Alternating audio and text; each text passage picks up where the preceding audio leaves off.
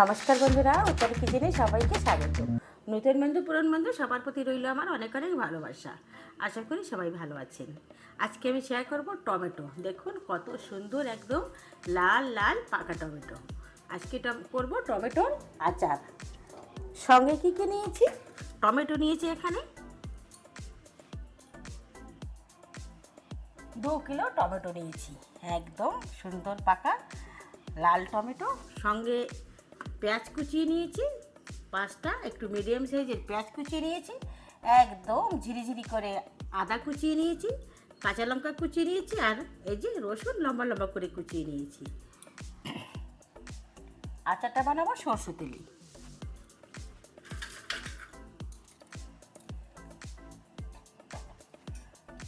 বন্ধুরা, সবাই তো টমেটো শুকিয়ে রাখছে, টমেটোর পাউডার বানিয়ে রাখছে, আর আজকে আমি বানাবো টমেটোর আচার। একদম পুরো বছর রাখতে পারবেন। আর প্রথম পাতে হবে আর লাস্ট পাতে খেতে দারুণ হয়। 1 চামচ টমেটোর আচার দিয়ে পুরো ভাত শেষ হয়ে যাবে, কিন্তু মুখ ফিরবে না। তো দেখুন কড়াইটা গরম হয়ে গেছে। কিছু শুকনো উপকরণ নিয়েছি মেথি। তো মেথি দিয়ে দিলাম, 2 চামচ মেথি নিয়েছি। 5 ফোড়ন, না নিয়েছি মৌরি দিয়ে দিলাম 2 চামচ। আর নিয়েছি সাদা সরষে। তা এগুলো একটু ভেজে নিই, পরে মৌরি কটা দেব।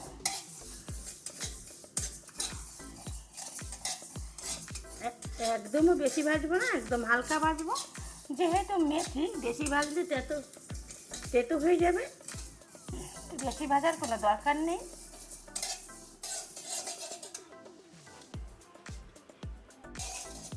একদম চটপট করে ফুটতে শুরু করেছে। এখন দিয়ে দেবো সাদা সরষে।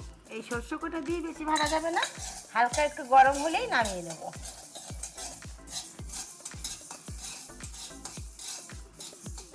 এখন আমি নামিয়ে নিচ্ছি। দেখুন টমেটোর আমি বোটা ছাড়িয়ে নিয়েছি। একদম এভাবে আমি জলে দিয়ে দিচ্ছি। জলে দিয়ে সমস্ত টমেটো আমি ধুয়ে নেব। একটু টমেটোর গায়ে অনেক সময় কাদামাটি লেগে থাকে, এগুলো ধুয়ে ফেললেই ভালো হয়। তো আমি ধুয়ে ফেলে দিচ্ছি।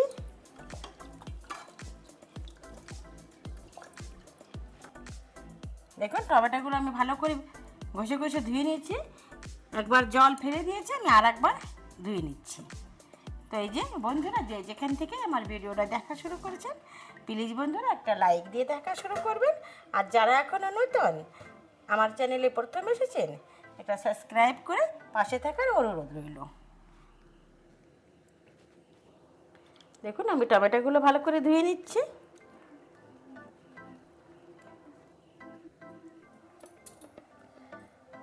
টমেটো আমি নিয়ে নিয়েছি, টমেটোর মোছার কোনো দরকার নেই। এইভাবে 4 টুকরো করে নেব। বোটা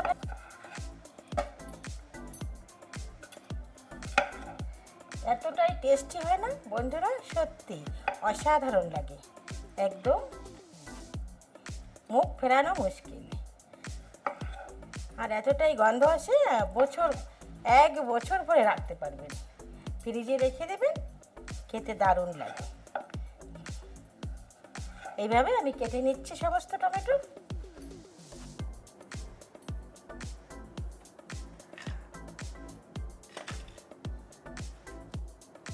কড়াইটা আবার আমি বসিয়ে দিয়েছি। এই যে আমি কেটে নিয়েছি বন্ধুরা, দেখুন 1 গামলা হয়েছে। আমি একটা অন্য পাত্রে কেটে নিয়েছি। দেখতে কত সুন্দর লাগছে। নিয়েছি সরষের তেল। এই আচারটা বানাবো সরষের তেলে। তো আমি এখানে সরষের তেল না হলেও তো 200 গ্রাম তো লাগবেই। তো দিয়ে দিচ্ছি, একটু বেশি করেই দেব।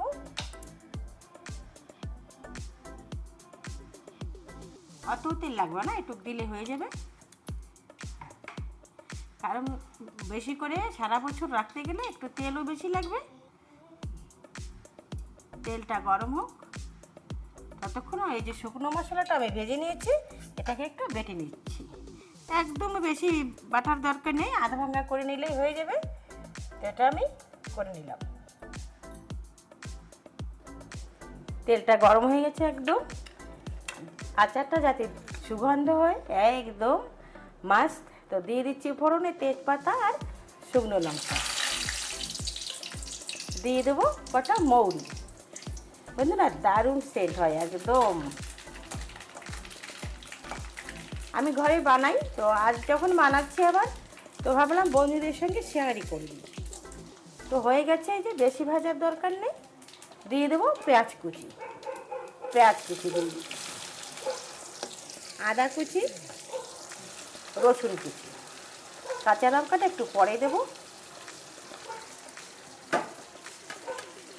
তো এইগুলো ভালো করে একদম কড়া করে ভাজতে হবে, যাতে একদম কাঁচা না থাকে আর কাঁচা গন্ধও না থাকে। একদম ভালো করে ভেজে নেব।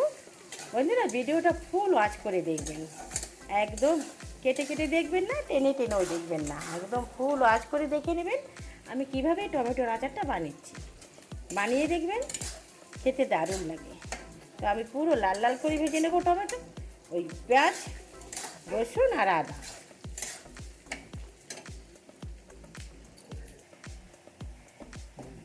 পেঁয়াজ আমি ভালো করে লাল করে একদম ভেজে নিয়েছি, পেঁয়াজ, রসুন, আদা। এখন দিয়ে দিচ্ছি কাঁচা লঙ্কা। কাঁচা লঙ্কাটা একটু নেড়ে নেবো, কাঁচা কাঁচা থাকলেই কাঁচা গন্ধটা বেশি ভালো লাগে। তো এর সঙ্গে একটা জাল হবে, ওতে হয়ে যাবে। দেখুন দারুণ লাগছে পেঁয়াজ ভেজে এখনই।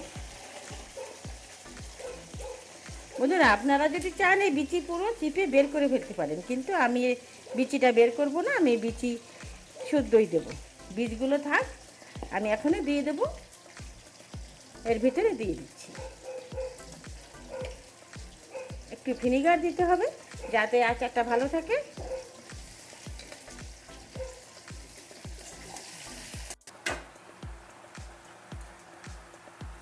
দিয়ে দিচ্ছি 1 চামচ লবণ, যেহেতু অনেক কম হয়ে যাবে তো বেশি লবণ দেওয়ার আগের থেকে দরকার নেই।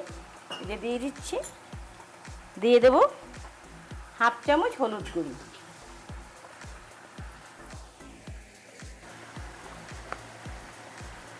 দিয়ে দেবো ফুল 1 চামচ লঙ্কা গুঁড়ি, আর যে মশলাটা আমি আধা ভাঙা করে বেটে নিয়েছি ওটা 2 চামচ দিয়ে দেবো।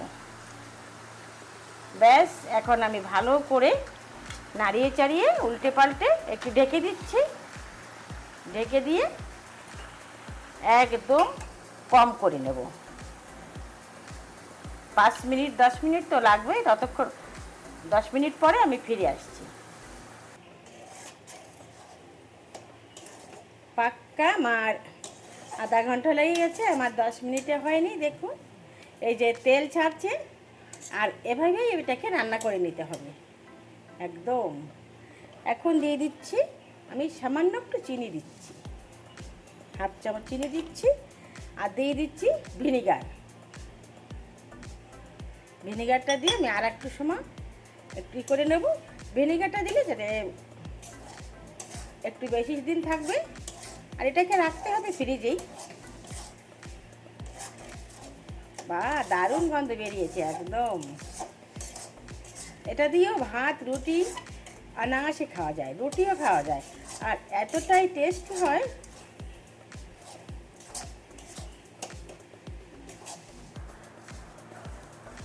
হয়ে গেছে, এখন আমি নামিয়ে নেব, আর সামান্য একটু সময় নেব, আর 2 মিনিট। বন্ধুরা আমার এই রান্নার ভিডিও যদি ভালো লাগে প্লিজ বন্ধুরা একটা লাইক করবেন, বন্ধুদের সঙ্গে শেয়ার করবেন। এরকম নিত্য নতুন ভিডিও দেখার জন্য সাবস্ক্রাইব করে আমার পাশে থাকবেন, বেল আইকনটি প্রেস করে দেবেন। আমি যখনই কোনো নতুন ভিডিও আপলোড করব সঙ্গে সঙ্গে নোটিফিকেশান আপনাদের কাছে পৌঁছে যাবে, আপনারা আপনাদের সময় মতন দেখে নেবেন। এখন আমি নামিয়ে নিচ্ছি, গ্যাসটাকে আমি বন্ধ করে দিলাম। এখন আমি নামিয়ে নেব। আমি অন্য একটা পাত্রে নামিয়ে নিয়েছি, দেখতে কত সুন্দর এবং লোভনীয় হয়েছে। এখন আমি দেখা হবে নতুন কোনো অন্য ভিডিওর সঙ্গে।